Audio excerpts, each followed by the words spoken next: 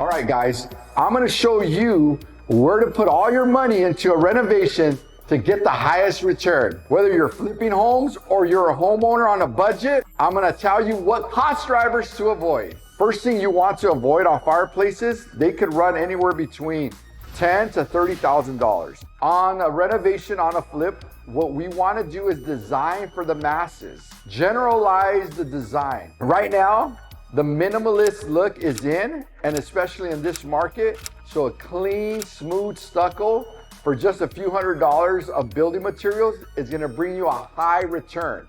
If you are gonna tile this, go with the trends. That's right, I said it.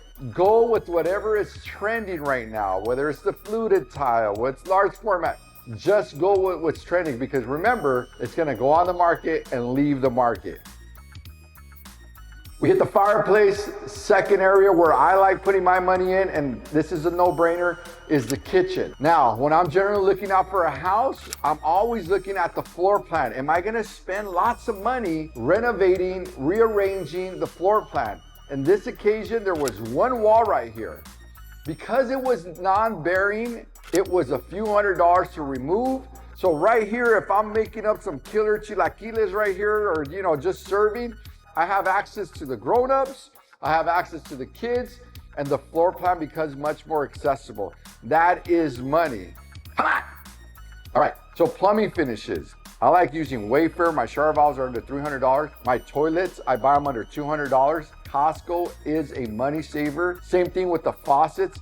They have a high-end finish, but because they mass produce these items and they're very popular, we get them pennies on the dollar. So that is a great money saver when you're renovating, or if you're doing a DIY, a DUI.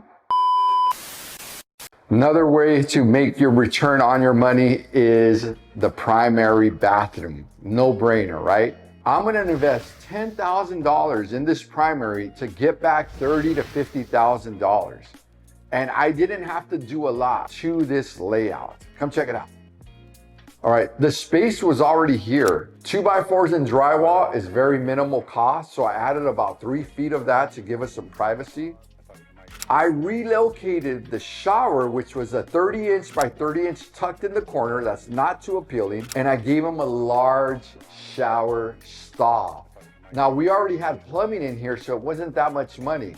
But the appeal, when you open up this front door, you're gonna see a nice large shower stall. That is cha-ching money. I kept the toilet in the same place. Whenever you're moving a 3-4-inch sanitary line for the toilet, that is a cost driver. When you're designing bathrooms, think about always keeping the toilet in the same location. And I relocated the vanity that used to be here to the opposite wall, and I gave them dual vanities. If you could provide dual vanities in a primary bathroom, that is money all day long. Now, regarding the finishes, if I was renovating and designing for a homeowner, tile is costing me $15, $30 a square foot. But when I'm renovating a flip, I want to get the biggest impact for my money.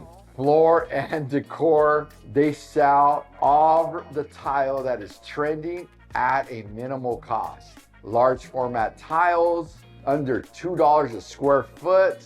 I'm only gonna invest a few $100 tile as opposed to thousands of dollars, and it is current and it is trending, and that's what's gonna give you the highest return. Okay guys, let's talk about location. I'm having to overcompensate a little bit more on the finishes because my house is backing up to a busy street. That's gonna deduct about 50 grand off the price that I wanted originally listed at. So what am I gonna do? I'm gonna spruce up the backyard. I'm going to make sure that my windows that I install are gonna be dual pane and that the finishes are firme. All right guys, all those who are flipping houses, I'm sure some of you guys already know this information, but those of you guys who are just getting into the game, hopefully these tips helped out. I'm gonna run through the numbers really quick. I bought this house with all closing costs at $1.2 million. I'm gonna put about $130,000 in construction and renovations. My hard money loan was $30,000. And once I pay all my commissions and closing costs, my break-even number is gonna be $1,420,000. I'm hoping to sell this for 1.5 million. Let's see how the market is doing. Y'all be good.